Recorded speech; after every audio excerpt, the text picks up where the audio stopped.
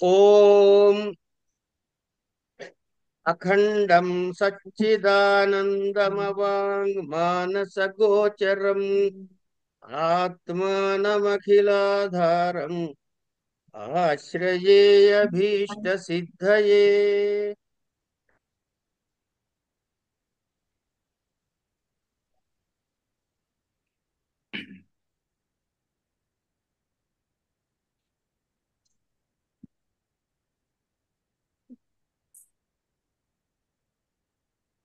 ఇక్కడి నుంచి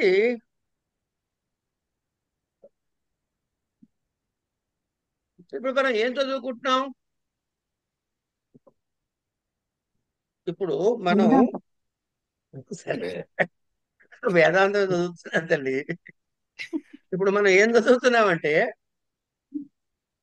ముందు అధ్యారోపణలో సరే శూన్య అజ్ఞానం. అంతమంత పరమ పరమ చైతన్యం నుంచి పంచమహాభూతాలతో ఈ ప్రపంచం చరాచర దృశ్యమాన ప్రపంచం అంతా చతుర్వేద శరీరాలతో అంటే అండజ బుద్ధిజ వగైరా వగైరాలతోటి వాటి కోసం అన్నపానాలతోటి వాటి వృక్షాలతోటి వగైరా అన్ని అయిపోయినాయి. బాగుంది. అయిన తర్వాత సరేరా నాయన ఇవన్నీ కాదన్నావు, నువ్వేంటన్నావు? ఆత్మ దీనికి కారణం అన్నావు. అంటే ఆత్మ అంటే ఏంటి అంటే అనగానే ఒకడేమో పుత్రుడు అంటాడు, ఒకడేమో ఫలానా అంటాడు, ఇంకోడేమో ఇంకోడు అంటాడు. ఇట్లా వరుసగా చివరి దాకా తీసుకొచ్చి శూన్యము అని తేల్చారు. ఇవన్నీ పూర్వపక్షాలు. ఈయన ఏమన్నాడు? ఓరి నాయన, ఆత్మ అంటే నువ్వు చెప్పిన ఏవి కావా. అయితే మరి నీ చెప్పు, నీ లెక్క ప్రకారం ఆత్మ అంటే ఏమిటో అన్న దగ్గర మనం ప్రారంభం అవుతున్నాయి ఇవాళ. ఉమ్, అంతే కదమ్మా. అంతే అండి. ఉమ్ అంచేత ఆత్మ అంటే ఏమిటి అంటే నాయన అధ్యారోపముతోటి అపవాదులతోటి తత్వమసి అనే తత్వాన్ని శోధించినట్టయితే మనకి ఏమిటవుతుంది అని అంటే గనక ఇదిగో తత్పదవాచ్యం తెలుస్తుంది. సమష్టి అయితే గనక తత్పదవాచ్యము, ఆ వ్యష్టి అయితే గనక త్వంపదవాచ్యము. ఇవి రెండు యొక్క ఏకత్వ సాధన తత్వమసి అనే మహాకహ వాక్యార్థాన్ని మనం చదువుకోబోతున్నాం. అంటే ఏంటి అంటే ఇక్కడ చెబుతున్నారు, అథ మహావాక్యార్థో వర్ణ్యతే. ఆయన రెండు మాటలు వాడాడు అక్కడ. ఉమ్, తప్తాయ పిండము అనే ఉదాహరణ తీసుకుని వాచ్యార్థము తీసుకుంటే ఒకటి, లక్ష్యార్థము ఒకటి, రెండు చెప్పాడు. అంటే ఇక్కడ ఉమ్. వాచ్యార్థం అంటే లక్ష్యార్థం అంటే చెప్పాడుగా.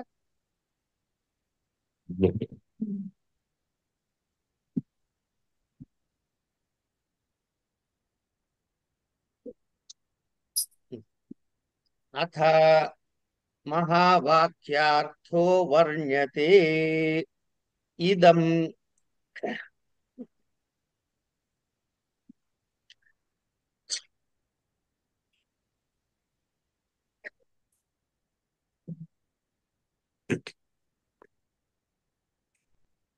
ఇదం తత్త్వం అసి ఇది వాక్యం సంబంధత్రయేణ ఖండ ఖండార్థబోధకం భవతి.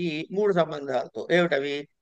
సంభక్తత్రయం త్రయో సంబంధత్రయం నామ పదయో సమానాధికరణ్యం. పదయో పదార్థయో విశేషణ విశేష్య భావ ప్రత్యక్ ఆత్మలక్షణయో లక్ష్య లక్షణ భావ ఇది చ ఇచ్చ ఇతి తదుక్తం. ఏమిటి ఉక్తం? తదుక్తం ఏమిటది? సామానాధికరణ్యం చ విశేషణ విశేష్యత లక్ష్య లక్షణ సంబంధ పదార్థ ప్రత్యగాత్మానా ఇది. ప్రత్యక్ ఆత్మనం ఆత్మానం సమానాధికరణ సంబంధ. 65 అన్నావు కదా. ఏమండి? పేజ్ అడుగుతున్నా. ఆ, సమానాధికరణ కరణ్య సంబంధస్తావత్. సమానాధికరణ సంబంధ, ఇప్పుడు మూడు మూడు చెప్పాడుగా మనకి. ఏమని చెప్పాడు ఈ వాక్యము? సంబంధత్రయముతో అన్నాడు. సంబంధత్రయం ఏమిటి? సంబంధత్రయత ఏమిటవుతుంది? ఖండార్థం బోధపడుతుంది. సంబంధత్రయం ఏమిటి? పదముల యొక్క సమానాధికరణం, ఒకదాని ఎందే నిర్దిష్టమై ఉండుట. సమానాధికరణం అంటే అధికారో, అధికారో అది ఆధారో అధికరణం అంటాం కదా. ఉమ్. ఆధారమైనది, సమానమైన ఆధారము కలిగినది. ఒక టేబుల్ మీద పుస్తకము పెన్ను రెండు ఉంటే పుస్తకానికి పెన్నుకి టేబుల్ సమానాధికరణం. ఉమ్.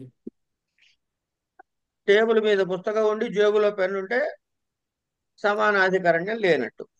ఉమ్. సరే, ఇంతకీ తత్ పదానికి త్వం పదార్థానికి పదమోహ సమానాధికరణ్యం అన్నాడుగా. ఉమ్. కనుక సమానాధికరణం. తర్వాత పద అర్థాలకి విశేషణ విశేష భావం చెప్పాలి. తర్వాత ప్రత్యక్షకి ఆత్మకి లక్షణ సంబంధం చెప్పాలి. ఇవి మూడు చెబితే సమగ్రంగా తత్వమసి అనేది నీకు అర్థమవుతుందయ్యా అన్నాడు. ఉమ్. ఇప్పుడు అందులో దానికి ఎదురు సమానాధికరణ్య సంబంధ తావత్ యథా సహ అయం దేవదత్త ఇది. మనం ఎప్పుడు చెప్పుకునేదేనండి. ఉమ్. మనకి దేవదత్తుడు ఎందుకు? నేనున్నాగా. కాశీలో అనంతకృష్ణ, రత్నదీపులో అనంతకృష్ణ. అది సహ అయం దేవదత్త ఇది.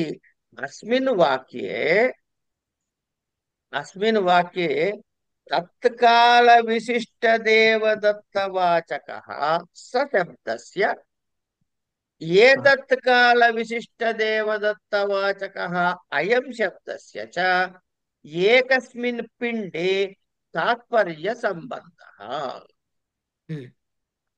తథా చ తత్వమసి ఇతి వాక్యే అపి పరోక్షత్వ ఆది విశిష్ట చైతన్యవాచక తత్పదస్య అపరోక్షత్వాది విశిష్ట చైతన్యవాచక వాచకత్వం పదస్య చ ఏకస్మిన్ చైతన్యే తాత్పర్య సంబంధ. ఉమ్. తత్తన్నా ఆ చైతన్యం గురించే, త్వమన్నా ఆ చైతన్యం గురించే. ఇది సంబంధత్రయంలో మొదటిది. రెండవది విశేషణ విశేష్య భావ సంబద్ధ తు యథా తత్ర ఏవ వాక్యే సహ శబ్ద అర్థ తత్కాల విశిష్ట దేవదత్తస్య అయం శబ్ద అర్థ పదార్థ అన్నాడు కదా. పదం ఉమ్. యొక్క అర్థము శబ్ద అర్థ ఏతత్కాల విశిష్ట దేవదత్తస్య చ అన్యోన్యః భేదః వ్యావర్తకతయా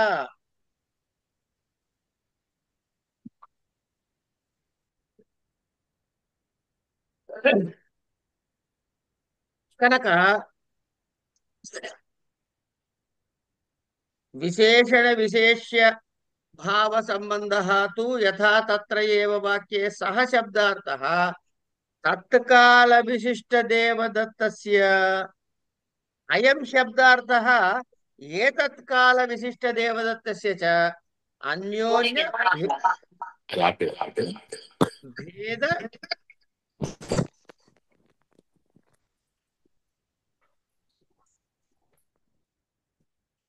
వ్యావర్తకతయా విశేషణ విశేష్య భావః తథా అత్ర అపి వాక్యే తత్ పదార్థ పరోక్షత్వాది విశిష్ట చైతన్యస్య త్వం పదార్థ అపరోక్షాది విశిష్ట చైతన్యస్య చ అన్యోన్య భేద వ్యావర్తకతయా విశేషణ విశేష్య భావః.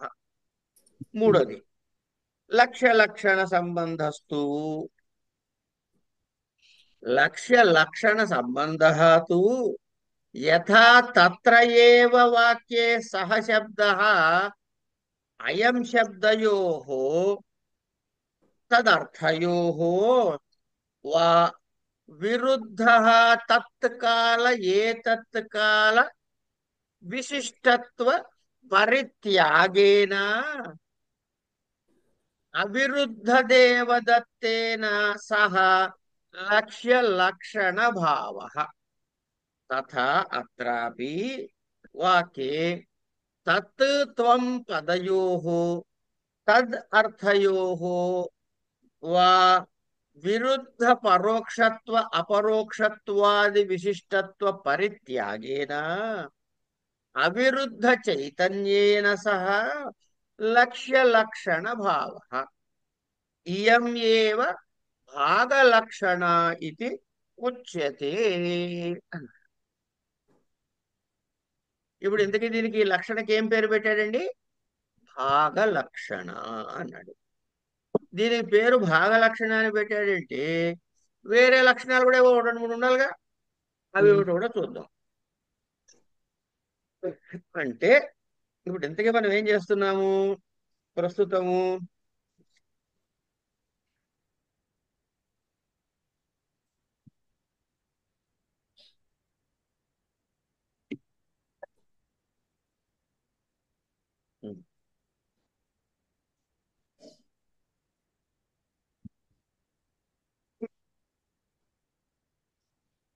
ఇప్పుడు మహావాక్యం యొక్క అర్థాన్ని మనం వర్ణించుకోబోతున్నాం. ఇక్కడ ఏమిటి మహావాక్యము? తత్వమసి, అది నువ్వు అయి ఉన్నావు. ఇక్కడ మనకి ఎన్ని పదాలు ఉన్నాయండి ఇందులో? అది నువ్వు అయి ఉన్నావు. సరే, అయి ఉన్నావు పక్కకు పెడదాం కాసేపు. అది నువ్వు, దీనిలో మూడు రకాల సంబంధాలతోటి సమగ్రమైన అఖండమైన అర్థబోధ మనకు కలుగు. ఎలా? ఇలా అంటే ఏమిటా సంబంధాలు అంటే ఈ రెండు పదాలు తత్తు పదము త్వం అనే పదము యొక్క సమానాధికరణ సంబంధము. అంటే తత్ అనేది త్వం అనేది ఒకే దాని యందు ఉండాలి. ఈ రెండు పదముల యొక్క అర్థమునకు మళ్ళీ మొదటిది ఏమన్నా పదాలు ఒకటి ఎందే నిష్ఠ ఉండాలి, అంటే అధికరణమై ఉండాలి, సమాన అధికరణమై ఉండాలి. తర్వాత ఈ రెండు పదముల యొక్క అర్థము అంటే తత్ అంటే ఏ అర్థము, త్వం అంటే ఏమర్థము, దానికి విశేషణ విశేష భావం ఉండాలి. నీలోత్పలం అన్నాం అనుకోండి కాసేపు, నీలంచ తదుత్పలంచ అంటే నీలము అంటే నల్లనైన కలువ పువ్వు అని. కలువ పువ్వు నలుపు ఒకటే, భేదం. వీటికి విశేష భావం ఉందా లేదా? అట్లా ఏవం అంటే ఇలాగే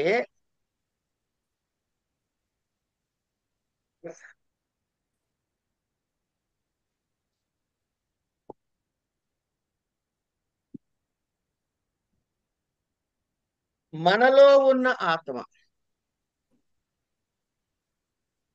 అంటే ఈ ప్రత్యేగాత్మ అన్నమాట. ప్రత్యేక ఆత్మకి దానికి చెప్పబోయే లక్షణానికి పరమాత్మ చైతన్యానికి లక్ష్య లక్షణ భావం ఉంది.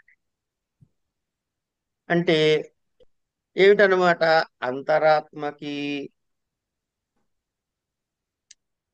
అంతరాత్మని ఏ పదంతో ఏ అర్థంతో సమానాధికరణము విశేషణ విశేష భావము సాధించాము, అలాగే లక్ష్య లక్షణ భావాన్ని కూడా సాధిస్తే ఈ మూడు సంబంధాలు ఉన్నట్లు అవుతాయి. ఏమంటే సమానాధికరణ్యం అంటే ఏమిటి? ఇప్పుడు వాడే వీడు దేవదత్తుడు, వాడే వీడు దేవదత్తుడు అనుకోండి ఈ మాట. లేదా కాశీలో అనంతకృష్ణ గారు, హైదరాబాద్లో రత్నదీపులో అనంతకృష్ణ గారు. అంటే ఇప్పుడు కాలం ఎక్కడ? తత్ కాశీలో అంటే తత్ కాలమునందు ఉన్నట్టు విశిష్టమైనటువంటి దేవదత్తుడు. దాని ఏం చెప్తోంది? సహ సహ అయం దేవదత్త. సహ దేవదత్త అంటే ఎవడు? ఈ కాలంలో కాదు, ఆ కాలంలో, అప్పటి కాలంలో ఉన్నటువంటి దేవదత్తుడు వాడే ఈ కాలంలో, ఇప్పటి కాలంలో, ప్రస్తుతంలో ఎదురుకుండా ప్రత్యక్షంగా ఉన్నటువంటి దేవదత్తుడు అనే దాన్ని ఏం చెబుతుంది? అయం అనే పదం చెబుతుంది. కనుక సహాకి అయంకి అధికరణం ఎవడు? దేవదత్తుడు. అవునా కదా? సహా అన్నది ఎవరిని నిర్దేశిస్తుంది? దేవదత్తుడు చేస్తుంది. అంటే తత్కాల విశిష్ట దేవదత్తుడు, ఏ తత్కాల విశిష్ట దేవదత్తుడు కూడా ఒకడే, ఒకే శరీరమునందు చెప్పబడుతుంది. అంటే జన్మల ఒకే గురించి శరీరమునందు, ఈ శరీరానికి ఆ పేర్లు అనే తాత్పర్య బోధ మనకు కనపడుతుంది. ఇదే అధికరణము. అలాగే అలాగే తత్వం అనే పదార్థాల్లో తత్వం అసి అంటే ఏంటి? అది నువ్వై ఉన్నావు. ఇక్కడ ఏమైంది? తత్ అంటే మళ్ళీ పరోక్షత్వానికి కలిగిన గుణాలుతో కలిగినటువంటి చైతన్యము. అంటే త్వం ఆ జన్మ ఒక్క గురించి, అమ్మా అంటే జన్మ గురించి మాట్లాడుతున్నాం అండి. ఆత్మ తిరుగుతూ ఉండటం గురించి అంతేనా? అది కాదు కాదు. కాదు కాదు, పరమాత్మ చైతన్యం దగ్గర నుంచి సృష్టి ప్రారంభమైంది కదమ్మా. అవును. ఆ చైతన్యం గురించి మాట్లాడుతున్నాం. సహ అయం దేవదత్త అని మీరు అన్నారు ఇప్పుడు. అంటే అవును, సహా అంటే ఆ చైతన్యము అని వస్తాం. చివరికి వచ్చిన తర్వాత ఆ సహా అంటే పరమాత్మ దేవుడి. చైతన్యం అని తేలుతుంది. ఓకే, సరే. ఉమ్, ఇప్పుడు మాట్లాడేది మీలో ఉన్న చైతన్యం గురించి. అదే నాకు అర్థం కాదు. అదే. ఓకే. సహా అయం. అంటే తత్ అన్నది ఏదైతే ఉందో పరోక్షత్వాన్ని సూచిస్తుంది. పరో దేవుడు. తత్వ అనేది పరోక్షత్వాన్ని అనే గుణాలని చూపిస్తున్నటువంటి ఉమ్, చైతన్యం గురించి అవుతుంది. ఉమ్, అలాగే త్వం అంటే త్వం అంటే ఇప్పుడున్నటువంటి అపరోక్షమైనటువంటి ఈ గుణాలతో ఉన్నటువంటి చైతన్యాన్ని, ఈ ప్రత్యేగాత్మ అంటే ఏమిటి? ఈ చైతన్యాన్ని గురించి చెబుతోంది. అంటే త్వం అన్నా తత్తన్నా ఈ రెండు పదముల యొక్క అర్థం ఎక్కడ అంటే చైతన్యం మీదే తాత్పర్యము, చైతన్యాన్నే సూచిస్తున్నాయి. అది రెండిట్లోనూ ఒకటే చైతన్యం. అది కనుక సమానాధికరణ్యం. ఉమ్, తర్వాత విశేషణ విశేష్య భావానికి వద్దాం. ఉమ్, అంటే పదముల యొక్క అర్థానికి. ఉమ్.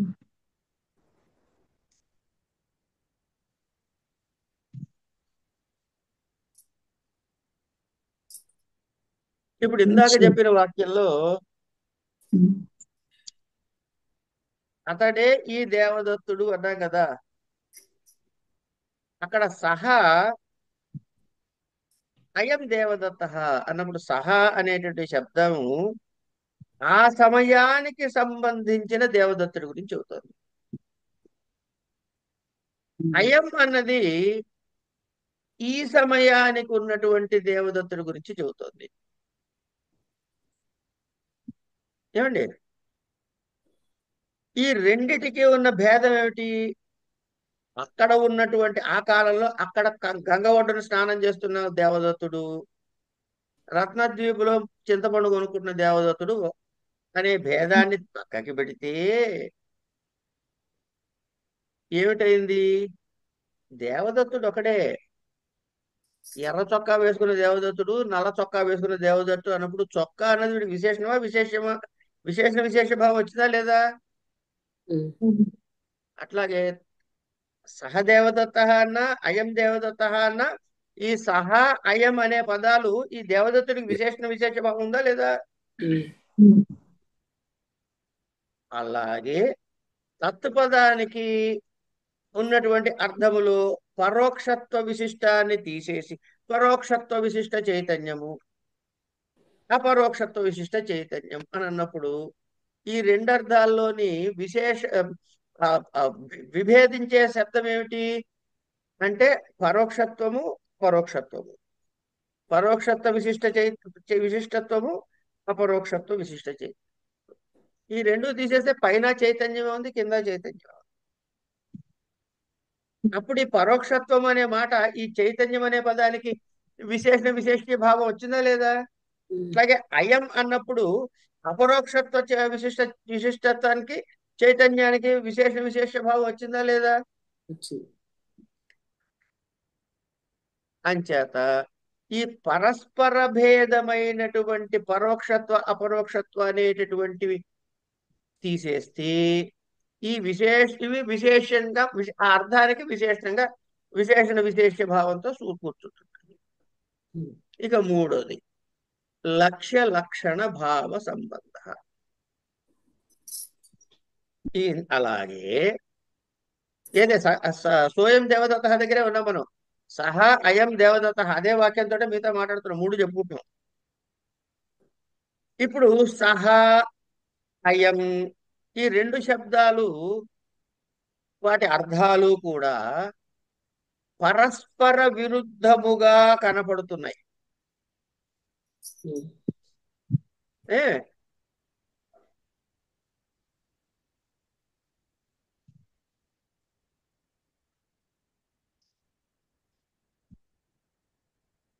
కానీ అవి రెండు ఏమిటి? దేవదత్త రూపంలోని అంశాలే. పరోక్షత్వము దేవదత్తుడి యందే ఉంది, అపరోక్షత్వము కూడా దేవదత్తుడి యందే ఉంది. దేవదత్త రూపములోని అంశములే సమానంగా చూసినట్లయితే అంచేత లక్ష్య లక్షణ సంబంధం కూడా సరిపోయింది. ఇది కాకుండా అలాగే తత్ త్వం అనే ఈ రెండు పదాలకి లేదా దానిలో ఉండేటువంటి అర్థానికి పరస్పర విరుద్ధమైనవి ఏమిటి? పరోక్షత్వ అపరోక్షత్వాది. ఈ వైశిష్ట్యాన్ని గనక వదిలేసినట్లయితే అవిరుద్ధమైన చైతన్యము అంటే ఇంకే గొడవ లేని చైతన్యముకు తోటి ఈ ప్రత్యేగాత్మకి లక్ష్య లక్షణ సంబంధం వస్తుంది అని ఈ లక్ష్య లక్షణ సంబంధం దగ్గరకు వచ్చినప్పుడు లక్షణాన్ని ఏమన్నారయ్యా అంటే దీనినే భాగ లక్షణ అంటారు అన్నాడు. ఈ భాగ లక్షణ ఏమిటో మనం తెలుసుకోవాలి. సరే,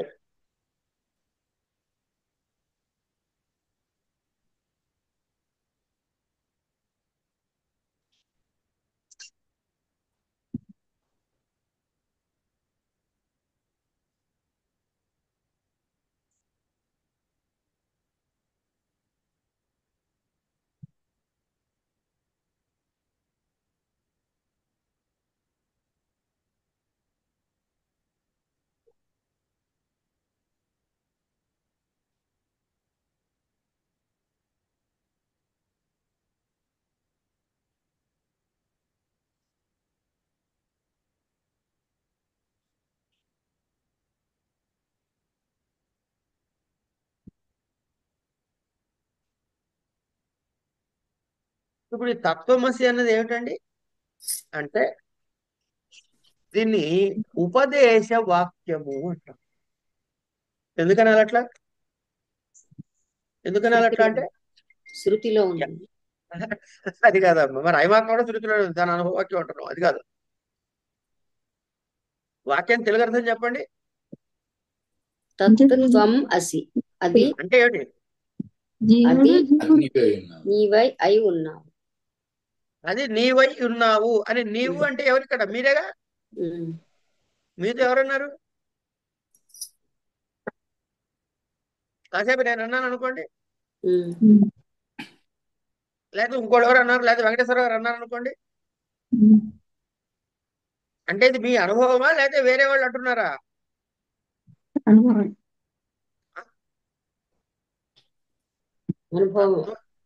అత్తత్వమాసి నువ్వు అది అయ్యున్నావు అని ఎవరు అనాలా లేదా మీరే అనుకుంటున్నారా? చెప్పడంలో అయితే వేరే వాళ్ళు చెప్తున్నట్టు ఉందండి. త్వం ఆ, అంటే అది అది త్వం మీరైతే అంటే తత్వత్వం, మధ్యమ అది పురుష నేనై ఉన్నాను అనాలి మీరు. ఉమ్, అదే అందుకనే అహం తదస్మి అనాలి. ఉమ్, అందుకే క్వశ్చన్ ఇచ్చినప్పుడు తొమ్మనంగానే అహం అని ఆన్సర్ చేయమని చెప్తారు. ఆహా. అందుకని తత్వమసి అంటే అహం తదస్మి ఉమ్. అహం తదస్మి. అని మీరు అనుకోవాలి. దానికి కనుక ఉంటా. అది పక్కకు పెడదాం కాసేపు. ఇప్పుడు ఇది ఎవరన్నారు అంటే మీరు అనుకోలేదు, మీకు తెలిసింది కాదు, ఎవరో వేరే వాడికి తెలిసింది ఈ విషయం. అందుకని దీన్ని ఆయన ఆ గురువు ఉపదేశం చేశాడు, మీకు ఉపదేశ వాక్యం అంటారు మీరు. తత్వమసి అన్నది ఉపదేశ వాక్యం. దేశవాక్యం. అంటే ఏమిటి దీని అర్థము? శుద్ధ చైతన్య స్వరూపము బ్రహ్మ, అది నువ్వై ఉన్నావు. ఏది? అపవాద ప్రమాణముతో వెనక్కి తీసుకువెళ్ళి నిలిపినటువంటి, అందులో కలిసింది కారణంలో విలీనమై, కారణంలో విలీనమై, విలీనమై అయినటువంటి మిగిలినటువంటి అదేది సమష్టి అజ్ఞానము కూడా అతిరిక్తముగా ఉన్న చైతన్యము నువ్వు అన్నాను కదా. ఆ శుద్ధ చైతన్యము అయినటువంటి బ్రహ్మము తుమ్ త్వం నువ్వు నీవు అయ్యున్నావు. అహం బ్రహ్మాస్మి. అక్కడికి వెళ్ళకూడదు ఇప్పుడు, మీరు మీకు అది లేదు ఆ ఛాయిస్. ఇప్పుడు మీరు వింటున్నారు ఇంకా ఏమని? గురుపదేశం. ఉపదేశమే ఇది. నీవు పరమ చైతన్యం అయ్యా అని చెబుతున్నాడు. ఎందుకు? మీరు నెత్తి మండిపోయి అయిపోతుంటే పరిగెత్తికెళ్ళి నీళ్ళల్లో పడ్డవాళ్ళలాగా వెళ్ళి గురువు దగ్గరికి వెళ్ళి అడిగారుగా. ఆయన అపవాదం ముందు అధ్యారోపణ చెప్పాడు, తర్వాత అపవాదం చెప్పాడు. ఇప్పుడు ఆయన ఏం చెబుతున్నాడు మీకు? తత్వమసి అన్నాడు. అంటే అది నువ్వు అయి ఉన్నావు. ఏంటది? అది అంటే శుద్ధ చైతన్య స్వరూపమైన బ్రహ్మము నీవు అయి ఉన్నావు. ఎవరికి చెప్పారు? ఒక సద్గురువు ఒక అధికారైన శిష్యుడికి చెప్పాడు. అంటే ఏమిటైంది ఇక్కడ? మనకి ఎలా కనబడుతోంది? జీవుడు బ్రహ్మము ఒకటే అనే ప్రతిపాదన కనబడింది. జీవుడు అంటే ప్రత్యేగాత్మ, బ్రహ్మ పదార్థము బ్రహ్మము ఒక్కటి. కానీ ఇక్కడ మనకు డౌట్ వస్తుంది. ఎందుకు? ఏమిటంటే, ఏమండి మనం మొదట్లో మాకు మీరు విషయం చెప్పారు, మీరు మర్చిపోతే బాలేదండి.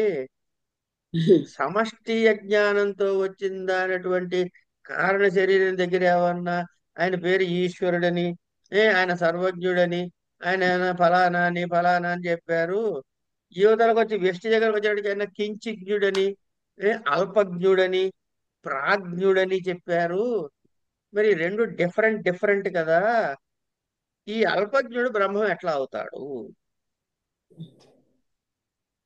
మీరే చెప్పారుగా.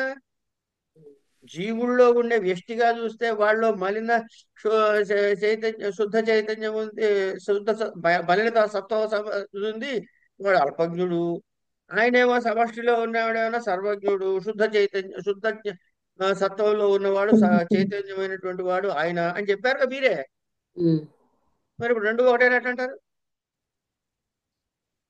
మరి తత్వమసి అని చెప్పేసి మళ్ళీ రెండు ఒకటే అని ఎట్లా చెప్తావయ్యా? గురువుగారు మీరు ఇలా చెప్పచ్చా? మనం డౌట్ వస్తుంది, అడిగిన అడగకపోయినా విఫలత వస్తుందిగా. అందుకని దీనికి మూడు రకాలైనటువంటి వివరణలతో సంబంధాలతో ఒకటేరా నాయన అని నిరూపించే ప్రయత్నం చేస్తున్నాడు. ఎట్లా? సామానాధికరణ్యంచ విశేషణ విశేష్యత లక్ష్య లక్షణ సంబంధ పదార్థ ప్రత్యేగాత్మానం అని. ఇది ఎక్కడి నుంచి వచ్చింది ఈ శ్లోకము అంటే నైష్కర్మ్య సిద్ధి అనేటటువంటి గ్రంథం నుంచి సురేశ్వరాచార్యులు వారు రాశారు, అందులోంచి తీసుకున్న శ్లోకం. ఓకే, సరే. ఇప్పుడు సామానాధికరణ్యం అంటే ఏమిటి? ఏమండి, మనకి సోయం దేవదత్త తత్వమసి అని రెండు పదాలు రెండు వాక్యాలు పక్క పక్కన పెట్టుకోండి. అబ్బో, అబ్బో, అబ్బో.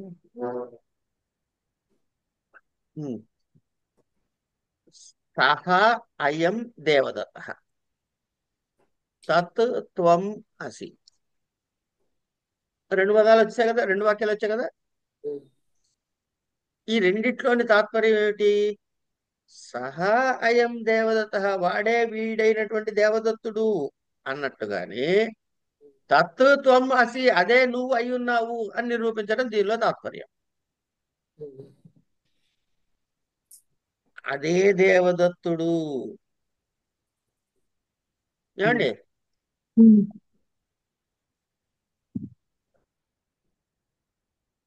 వీడు వీడు వాడే ఆ దేవదత్తుడే. సహా అయం దేవదత్త, అప్పుడు ఆ దేవదత్తుడు వాడే వీడు అని ఒక వేరే వ్యక్తి చెప్పాడు. అంటే ఏమిటి? ఎవరు చెప్తున్నాడు? ఆ చెప్పేటటువంటి వ్యక్తికి కొంతకాలము పూర్వము ఈ దేవదత్తుణ్ణి వేరే చోట చూశాడు. కాశీలో చూశాడు. మన హాయిగా నాలుగు, ఎందుకంటే అహం కాశీ గమిష్యామి తత్రైవ నివసామ్యహం ఇతి బ్రువాన్ కాశీవాస ఫలం లవేత్ అంటారు. కాబట్టి మాటి మాటికి కాశీ కాశీ కాశీ కాశీ అంటుంటే విశ్వేశ్వరరావు గారికి కొంచెం మన మీద కరుణ కలుగుతుంది. ఒరే, వీడేదో కష్టపడుతున్నారా చదువుకోవటానికి, వీడి కొంచెం జ్ఞానం ప్రసాదిద్దాం. ఎందుకంటే ఆయన దక్షిణామూర్తి, మౌన వ్యాఖ్య పరబ్రహ్మతత్వం యువానం. సరే, కనుక ఈ చెప్పేటటువంటి పెద్ద మనిషి ఎవరైతే ఉన్నారో, ఇక్కడ గురువు అనుకుందాం, లేకపోతే సదానందుడే అందాం. ఎందుకు గ్రంథకర్త సదానందుడుగా ఆయన పేరే పెట్టుకుందాం. పోనీ ఎవరో ఒకడు సహా అంటే కొంతకాలము క్రితము చూసినటువంటి ఆ దేవదత్తుడు, ఇగో ఇక్కడ ఉన్నటువంటి ఈ దేవదత్తుడు ఒకడే.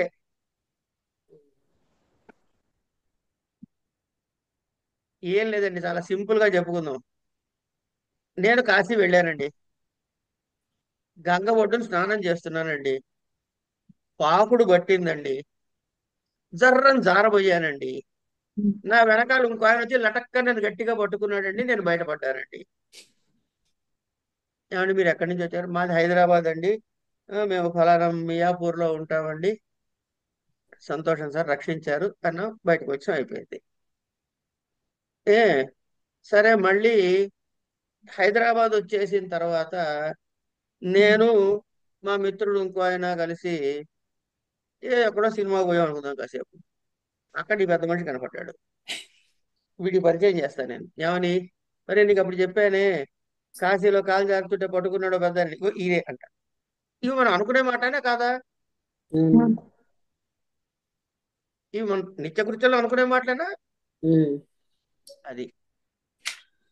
ఇప్పుడు ఆ పెద్ద మనిషి, నన్ను కాపాడిన పెద్ద మనిషి, ఇప్పుడు సినిమా హాల్లోనో లేకపోతే ఇంకొకటో పార్కులోనో కనపడే పెద్ద మనిషి ఒకడైనా కాదా?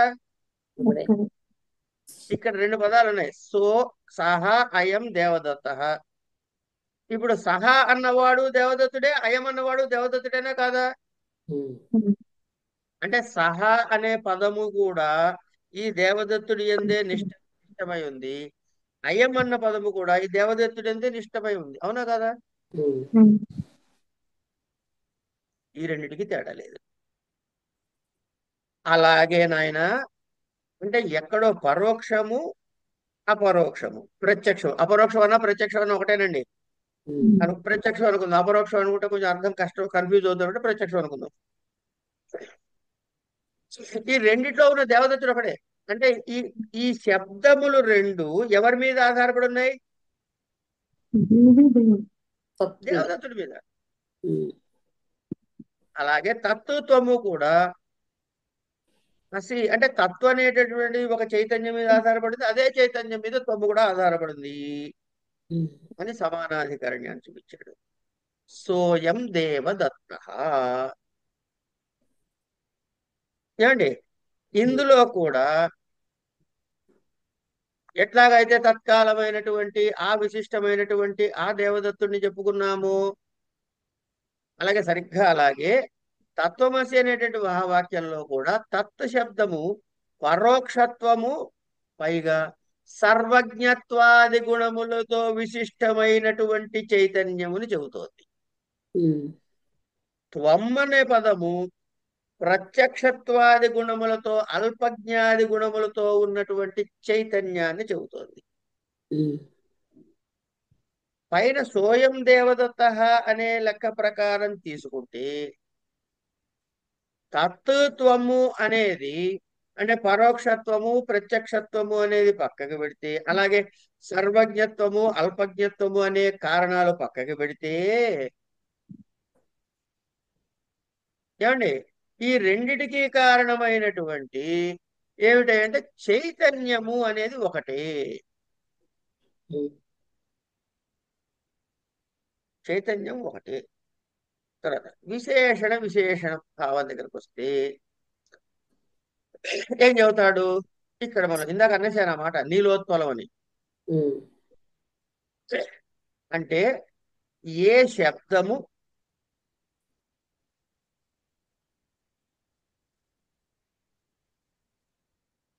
తన గురించి వేరే శబ్దము ద్వారా విశేషమైన రూపం ద్వారా వేరుగా చేస్తుందో. ఉత్పలాలు అంటే మీకు అన్ని కలుపులే. ఏమండి నీలోత్పలం అన్నాను అనుకోండి. విశేషం. నీలోత్పలం అంటే నల్ల కలువ. ఈ నల్ల అనే శబ్దం ఏం చేస్తోంది అంటే ఈ కలువని ఉత్పలాన్ని ఇతర వర్ణ ఉత్పలాల నుంచి వేరు చేస్తుంది. అంటే ఎరుపు, నీలం, తెలుపు, మిగతా రంగుల నుంచి వేరు చేసి ఇది నల్ల కలువ అని ప్రత్యేకంగా చూపిస్తోంది. అంటే అర్థం ఏమిటైంది ఇక్కడ? ఈ కమల పువ్వు, ఈ ఉత్పలము నల్ల రంగులో ఉంది, నీలోత్పలం, నీల ఉత్పల. అట్లాగే ఇక్కడ కూడా ఏం విశేషం ప్రయింది అంటే ఇక్కడ ఏమైంది? నీలానికి ఉత్పలానికి విశేషము విశేషణ భావం ప్రదర్శించబడింది. అంతేకాదండి, ఏమండి ఈ సోయం దేవదత్త హాలో లాగా ఇక్కడ సహ అయం అనేటటువంటి రెండు కూడా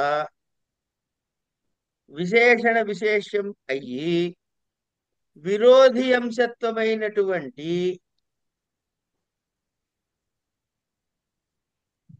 ఇతరములను వేరు చేస్తోంది.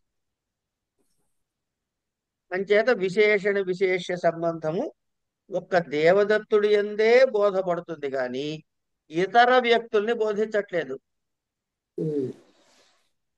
సహా అంటే దేవదత్తుని చెబుతుందా, అనంతకృష్ణ చెబుతుందా, బ్రహ్మాజీ శర్మ గారిని చెబుతుందా, రావు గారిని చెబుతుంది, ఇంకోళ్ళు చెబుతుందా? చెప్పట్లేదు, దేవదత్తునే చెబుతుంది. ఏ విధముగా అయితే నీలోత్పలము అన్నప్పుడు ఎరుపు, పసుపు రంగు ఇత్యాది రంగుల్ని విడిచేసి ఇదొక్కటే భిన్నముగా చెప్పిందో, ఈ నీలము అనేది ఉత్పల శబ్దానికి ఎలా విశేష భావంతో ఉందో, సహదేవదత్త అన్నప్పుడు అయం దేవదత్త అన్నప్పుడు ఈ సహ అనేది ఇది అనేది దేవదత్త భిన్నమైన సమస్త జీవజాలాన్ని పక్కకు పెట్టేసింది. కనుక ఈ సహ అయం అనేది దేవదత్తుడికే విశేష భావంతో వచ్చింది. అలాగే తత్వసి అనే పదం దగ్గరకు వచ్చేటప్పటికి తత్ అనే చైతన్యము, త్వం అనే చైతన్యము కూడా, తత్ చైతన్యం త్వం చైతన్యము కూడా చైతన్య భిన్నమైన అన్నింటినీ పక్కకు పెట్టేసింది. అంతే కదండి. నీలోత్పలంలో నీలమైన ఉత్పలము, ఎర్ర ఉత్పలము, ఫలానా ఉత్పలం తీసి పక్కన పెట్టేసింది. దీన్ని ఒక్కటే మాట్లాడింది. అలాగే తత్వమసి అన్నప్పుడు చైతన్యం గురించి మాట్లాడుతున్నప్పుడు తత్ అనేది చైతన్యాన్ని గురించే చెబుతావు కానీ చైతన్య భిన్నమైన వాడి గురించి చెప్పట్లేదు. ఇక్కడ విశేష భావం వచ్చింది. ఇక లక్షణ సంబంధం.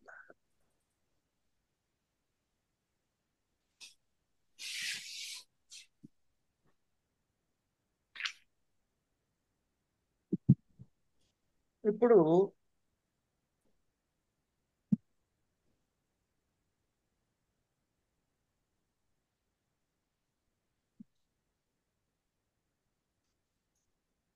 శబ్దానికి శక్తులు చెప్పినప్పుడు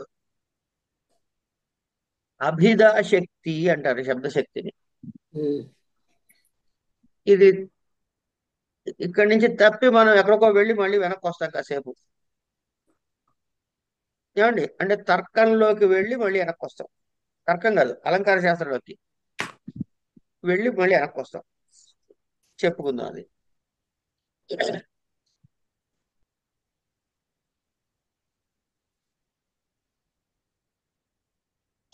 సారీ.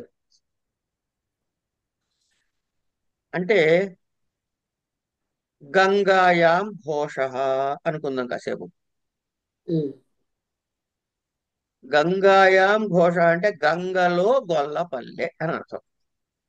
ఉమ్, గొల్లపల్లె అంటే ఒక గుడిసెలో ఇళ్ళు ఏవో ఉండాలిగా, ఉమ్, రోడ్లు కోట్లు ఏవో ఉండాలి, ఇవన్నీ గొల్లపల్లెకి. ఉమ్, ఇది ఎక్కడ ఉందంటున్నాడు? గంగలో ఉందంటున్నాడు. ఉమ్, ఈ శబ్దానికి అర్థం ఏమిటి అంటే గంగల్లో గొల్లపల్లె. దీన్ని ఏమంటారు? ఆ శబ్దము యొక్క అర్థము, ఆ శబ్దముతో సూచితమైన అర్థము అంటే సామాన్యార్థము. దీన్నే అభిధా శక్తి అంటారు. ఉమ్. రైట్. కానీ గంగలో గొల్లపల్లె ఉండటము అన్నది కుదురుతుందా? కుదరదండి. కుదరదు. ఇక్కడ ముఖ్యమైన అర్థం ఏమిటి? గంగలో అని. ఉమ్, ఈ ముఖ్యార్థానికి బాధ వెళ్తే వచ్చిందా లేదా? ఉమ్, వచ్చింది. ఎప్పుడైతే ముఖ్యమైన అర్థానికి బాధ కలిగిందో మనం ఏం చెప్తున్నాం అంటే గంగలో గొల్లపల్లి అంటేరా గంగ కొట్టున్న గొల్లపల్లిని అంటాడు ఆయన. ఉమ్, అంటే ముఖ్యార్థమునకు బాధ కలిగితే ముఖ్యార్థ సంబంధమైనది గంగ పక్కన ఒడ్డునున్నటువంటి గంగా తటం అని అర్థం చెప్పుకున్నాం. ఇప్పుడు సరిపోయిందిగా. ఉమ్, ఇప్పుడు సరిపోయింది. గంగ గొల్లపల్లి ఎక్కడ ఉంది అంటే గంగ ఒడ్డు ఉందండి అన్నాం. ఉండొచ్చుగా. ఉమ్, అది అంచేత ముఖ్యార్థానికి బాధ కలిగితే ఉమ్, తత్సంబంధమైనది తీసుకుంటే ఉమ్, అయితే ఈ తటమే ఎందుకు తీసుకోవాలి? ఆ పక్కనే ఉన్న చెట్టు ఎందుకు తీసుకోలేదు? ఉమ్, ఏమండి, అసలు ముఖ్యార్థానికి అసలు అవసరం ఏమొచ్చేది? గంగతో ఎందుకు చెప్పాలి? డైరెక్ట్ గా ఒడ్డు అని చెప్పొచ్చుగా. ఉమ్, అంటే ఏదో ఒక పర్పస్ ఉంటుంది కదా. ఉమ్. దాన్ని ప్రయోజనం అంటాం. ప్రయోజనం. ఇంకోటి రూఢి. సరే, రూఢి పక్కన పెట్టండి కదా, ప్రయోజనం పట్టుకోండి. మరి గంగలో గొల్లపల్లి అనకుండా గంగొడ్డున గొల్లపల్లి నేతిగా డైరెక్ట్ గా అంటే గంగలో రెండు లక్షణాలు ఉన్నాయి. ఉమ్, శీతలత్వం, చల్లదనం, పావనత్వం, పునీతుల్ని చేసే లక్షణం. ఉమ్, అంటే గంగలో ఉన్న గొల్లపల్లె అంటే ఆ గొల్లపల్లెలో నివసించే జీవులు చక్కటి వారు, మంచివారు, ప్రేమవంతులు, ఆ, అందరితోటి ఇట్లాంటి అనేకమైన విశేషణాలు చెప్పుకోవచ్చు. గంగకున్న శీతలత్వ పావనాలు అనే ప్రయోజనాలు వాళ్ళకి ఆస్వాదించవచ్చు. ఉమ్, అందుకని గంగలో గొల్లపల్లె అన్నాం. అంచేత వాచ్యార్థం ఏమిటి? గంగలో గొల్లపల్లె, ఉమ్, గంగాయాం ఘోష, గంగలో గొల్లపల్లె వాచ్యార్థం. ఇది కరెక్ట్ కాదుగా. ఉమ్, అప్పుడు ఏం చేస్తాం? దాన్ని పక్కదారి తీసుకున్నాం. దానికి కారణం ఇది కాదు. ముఖ్యార్థానికి బాధ కలిగింది. మూడు అంశాలు రావాలి ఇక్కడ: ఉమ్, ముఖ్యార్థ బాధ, ముఖ్యార్థ సంబంధము, ప్రయోజనము లేక రూఢి. ఈ మూడు ఉంటేనే లక్షణ అంటారు. ఉమ్, కనుక ఇలా చెప్పిన అర్థాన్ని లక్షణ వృత్తితో చెప్పిన అర్థం అంట. ఉమ్, డైరెక్ట్ గా గంగలో గొల్లపల్లె అంటే అభిధా శబ్ద శక్తి అంటారు. ఉమ్, దీన్ని లక్షణ అంటారు. ఉమ్. లక్షణయ సాధించామంటాం. ఇది అర్థమైందా? అర్థమైంది. రైట్. ఇప్పుడు మనం ఇక్కడికి అయిన తర్వాత ఇంకొక మూడు అంశాలు ఉన్నాయండి. ఉమ్, ఏమిటంటే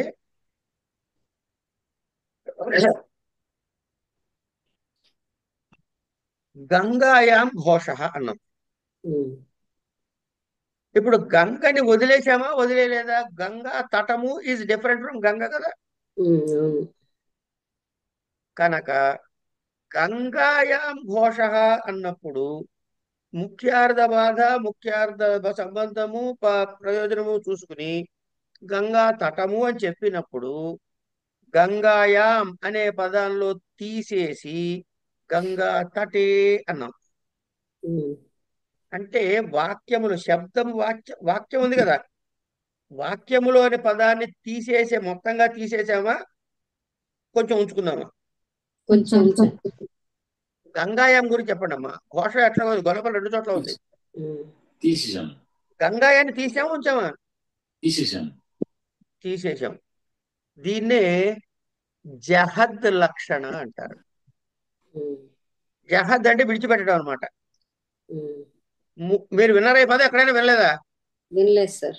అబద్ధాలు చెప్పకూడదు, నిజం చెప్పాలి. నిజమే. జహతి త్యాగం. జహాద్. మీరు అబద్ధాలు చెప్పకూడదు, ఇంకెవరైనా చెప్పచ్చు. మూఢ జహీధనాగమ తృష్ణ కురు సద్బుద్ధిం. మూఢ మూఢని. జహీ విడిచిపెట్టు. చెయ్యి. త్యాగం చెయ్యి. జహాద్. ఆ, మూఢ జహీ విడిచిపెట్టు, తీసేయి. ఇప్పుడు అబద్ధం చెప్పినట్టేనమ్మా? ఏం లేదు, మనకి ఇవి చాలా అంటే పరిచయం వింటాం చేశారు. గాని దానికి సమానార్థం దీనికి అది అన్వయం అది చేయడం స్ఫురించదు ఆ రాదు. సమయాన్ని, అంతే. మిమ్మల్ని తప్పుపట్టాలని కాదు, ఒకసారి గుర్తు చేస్తారు అక్కడ మనం వాడేవి ఈ పదాన్ని అని. ఉమ్, నిన్నే కనుక విన్నామండి. ఈ లక్షణకి ఏం పేరు పెట్టుకుందాం? జహద్ లక్షణ అని పెట్టుకుందామా లేదా? ఉమ్, జహద్ లక్షణ అనొచ్చా అనకూడదా? అనొచ్చు. అనొచ్చు. రాసుకోండి, ఉమ్, జహద్ లక్షణ అని రాసుకోండి. 5 నిమిషాల్లో చెప్పేస్తా. ఉమ్, ఒక 5 నిమిషాలు, ఎందుకంటే ఈ టాపిక్ పూర్తి చేద్దాం. అలాగే. జహద్ లక్షణ ఇది ఒక లక్షణం. లక్షణలో ఒక లక్షణం. వేరే క్లాస్ ఉందా మీకు? ఏం లేదండి. లేదండి, ఏం లేదు. జహద్ లక్షణ ఇంకో ఉదాహరణ చెబుతా. కుంతాహ ప్రవిశంతి అంటాడు ఒకడు. కుంతాహ అంటే బల్లేలు అనుకోడు కాసేపు. ఉమ్, బల్లేలు వస్తున్నాయి అన్నాడు. ఉమ్, తెలుగు అర్థం చెప్పండి. బల్లేలు వస్తున్నాయి అంటే మీకు ఏమర్థమైంది? ఎవరో తెస్తున్నారు. బల్లేలు రావటం ఏమిట్రా అంటే సైనికులు, బల్లేలు పట్టుకున్న సైనికులు వస్తున్నారు అనుకుందాం. ఉమ్, ముఖ్యార్థానికి బాధ వచ్చింది లేదా? బల్లేలు ప్రవేశిస్తున్నాయి అంటే బల్లేలు ప్రవేశించవు కాబట్టి ముఖ్యార్థ బాధ ఉంది. ముఖ్యార్థానికి సంబంధం ఏముందిరా? పట్టుకున్న సైనికులు ఉన్నారండి, ముఖ్యార్థ సంబంధం. ప్రయోజనం ఏంట్రా? యుద్ధానికి వస్తున్నారు. ఓకే. కనుక అభిధా వృత్తితో చెప్పుకుంటే ఏమిటవుతుంది? బల్లేలు ప్రవేశిస్తున్నాయి. ఉమ్, లక్షణ వృత్తితో చెబితే బల్లేలు పట్టుకున్న సైనికులు వస్తున్నారని. ఉమ్, మొదటి వాక్యం ఏంటి? బల్లేలు ప్రవేశిస్తున్నాయి. ఉమ్, రెండో వాక్యం ఏంటి? లక్షణతో వచ్చింది. బల్లేలు పట్టుకున్న సైనికులు వస్తున్నారు. ఉమ్, ముఖ్యార్థ పదం దేనికి కలిగింది? బల్లేలకు కలిగింది. ఉమ్, అందుకని బల్లేలు పట్టుకున్న సైనికులు అన్నాం. ఇప్పుడు అభిధాలో చెప్పినటువంటి బల్లేలు రెండో వాక్యంలో ఇందాక గంగాయాం ఘోషలో గంగని తీసేసి గొల్లపల్లిని తెచ్చి ఒడ్డును తెచ్చినట్టు ఇక్కడ ఆ, ఈ బల్లేలు తీసేసామా బల్లేలు ఉంచుకుని చెప్పామా? అర్థం ఉంచే చెప్తాం. ఉంచుకుని చెప్పాం. తీసేసి చెప్పిన దానికి ఏం పేరు పెట్టారు? జహల్ లక్షణం. జహల్ లక్షణ. దీనికి ఏం పేరు పెట్టుకోవాలి? ఉంచాం. నెగిటివ్ అజగల్ల. నైకత్పురుషులో చెప్పండి. అజ అజహల్ లక్షణ. జహ లక్షణం. అజహల్ లక్షణ. అజహత్ లక్షణ. అజహత్ లక్షణ. అజహల్ లక్షణ. ఉమ్, సో జహల్ లక్షణకు ఉదాహరణ ఏమిటి? గంగాయాం ఘోష్. అజహల్ లక్షణకు ఉదాహరణ ఏమిటి? బల్లేలు. బల్లాలు వస్తున్నాయి. కుంతాహ ప్రవిశంతి.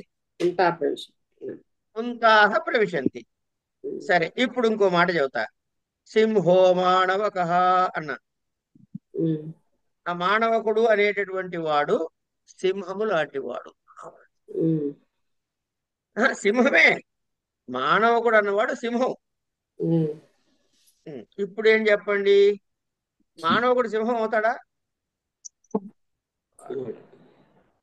సింహానికి ఏముంటాయి? గోళ్ళు, వీరత్వం. జూలు. ఆడు చెప్పింది జూలు ఉంటుందని చెప్పింది కరెక్ట్ గా. జూలు. ఇప్పుడు మానవుడికి జూలు ఉందా? లేదు. సింహానికి 4 కాళ్ళు ఉంటాయి, మానవుడికి 4 కాళ్ళు ఉన్నాయా? లేవు. కొన్ని సింహానికి తోక ఉంది, మానవుడికి తోక ఉందా? సింహం అడ్డంగా నడుస్తుంది, మానవుడు అడ్డంగా నడుస్తాడా? నడవడు. సింహానికి శౌర్యం ఉంది, మానవుడికి శౌర్యం ఉందా? ఉంది. ఉంది. సో సింహము మానవకుడు అని అంటే వాచ్యార్థానికి ముఖ్యార్థానికి బాధ వచ్చిందా లేదా? వచ్చింది. వచ్చింది. తర్వాత దానికి సింహంలోనూ సంబంధించినవి శౌర్యం వచ్చింది. అదే సంబంధించినవి సింహానికి సంబంధించినవి జూలుంది, తోకుంది, అడ్డంగా నడవటం ఉంది, ఇంకోటి ఏమో చాలా చెప్పుకున్నాం మనం, వగైరా వగైరా. అడ్డంగా నడుస్తుంది, జూలు ఉంది, ఇవన్నీ చెప్పుకున్నాం. శౌర్యం ఉంది అని 4 అంశాలు చెప్పుకున్నాం. మానవకుడిలో 4 ఉన్నాయా? 3 ఒకటే ఉందా? ఒక్కటే ఉంది.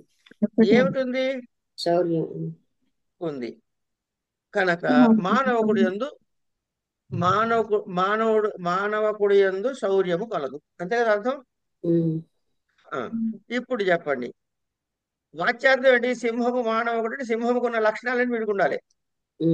అన్నీ లేవు. అన్నీ లేవు, కొన్ని పట్టుకున్నారు. అంటే జూలు, తోక, అడ్డంగా నడవటం పట్టుకున్నారా వదిలేశారా? వదిలేసాం. ఇది ఏ లక్షణం? జహల్ లక్షణం. రైట్. సింహములో ఉన్నటువంటి వాక్యములో ఉన్న శౌర్యము పట్టుకుని తెచ్చుకున్నారా లేదా ఇక్కడికి? ఇప్పుడు ఇదే లక్షణ. అజహల్ లక్షణం. అంటే ఇప్పుడు సింహ మానవక అన్నప్పుడు ఇది ఏ లక్షణం ఏంది? జహద్ లక్షణ ఉంది, జహద్ లక్షణం ఉంది. అజహల్ లక్షణం. 2 కలిపి చెప్పండి. జహాజల్ జగద్ అజహల్ లక్షణ అనండి. జహద్ అజహల్ లక్షణ అనండి. లేదండి అబ్బా అంత నోరు తిరగడం కష్టమండి అన్నారు అనుకోండి కాసేపు, సింహంలో ఏమేమి చెప్పండి? శౌర్యం. ఏమేమి ఉన్నాయి చెప్పన్నా సార్, ఏది తీసుకున్నాం అడగలే. జూలు, కాళ్ళు ఉన్నాయి, కోప ఉంది, అడ్డంగా నడుస్తుంది. అది ఉంది. తర్వాత శౌర్యం ఉంది. ఇందులోంచి మొత్తం తీసుకున్నామా ఒక పార్ట్ తీసుకున్నామా? ఒక పార్ట్. తెలుగులో పార్ట్ ఏమంటారు? పాదం. భాగం. అంటే దీనికి ఏం పేరు పెట్టుకుందాం? భాగ లక్షణం అనొచ్చుగా. అదే అన్నాడు చూడండి. ఇప్పుడు ఇవాళ శబ్దంలో ఆఖరి వాక్యం చదవండి. భాగ లక్షణం. ఇయమేవ భాగ లక్షణేత్యుచ్యతే.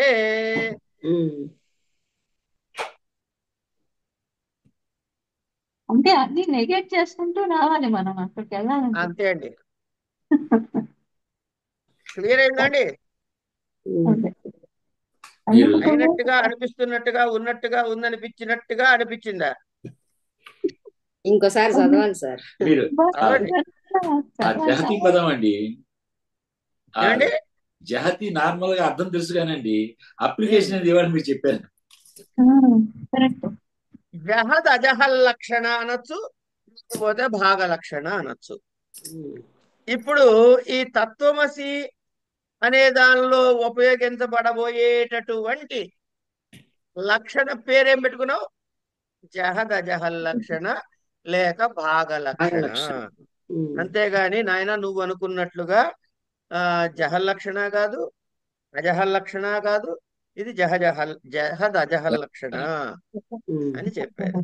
ఇక్కడికి ఆపుకుందాం. ఇవాళ కొంచెం వేడి టెంపరేచర్ పెరుగుతుంది ఖచ్చితంగా. అట్లాగే ఇక తర్వాత అంటే ఇప్పుడు ఇంతకీ యాక్చువల్ గా నేను చెప్పినవని తర్వాత వాక్యాలేనండి. అర్థమైందండి? తర్వాత వాక్యం చూడండి కావాలండి ఒక్కసారి. అస్మిన్ వాక్యే నీలోత్పలమితి వాక్యార్థో న సంగత్యతే తత్రతు నీల పదార్థ నీల గుణ. ఈ తర్వాత చెబుతారండి. ఒకసారి మళ్ళీ స్మరించుకుని ముందుకు వెళ్దాం. ఇవన్నీ చెప్పేసి ఆల్రెడీ యాక్చువల్ గా మీకు ఆ తర్వాత 4 లక్షణాల వరకు చెప్పేశా. మీకు చెప్పినట్టు తెలియదు, రేపు ఒకసారి స్మరించుకుంటే రివిజన్ కూడా అవుతుందని చెప్పి ఇవాళ ఇక్కడ మొత్తం అంతా ఎక్స్ప్లెయిన్ చేయడం అయింది. ఇలాగే. ఆ, రేపు కలుద్దాం. రేపు రేపు రేపు రేపు రేపు Tuesday, లేదు, మంగళవారం. మంగళవారం నాడు మంగళవారం నాడు కలుద్దాం. ఎట్లాగే. రండి. శుభం. సరే.